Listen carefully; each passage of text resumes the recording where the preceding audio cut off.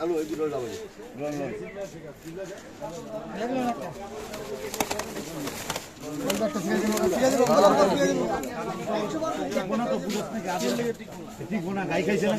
এতক্ষণ ধরে ছোট চালের ভিত্তা ছিল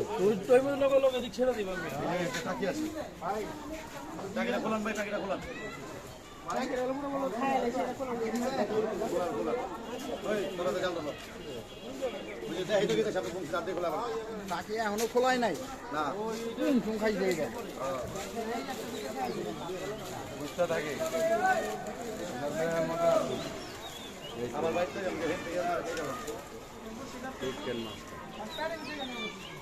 দুই মনে হবে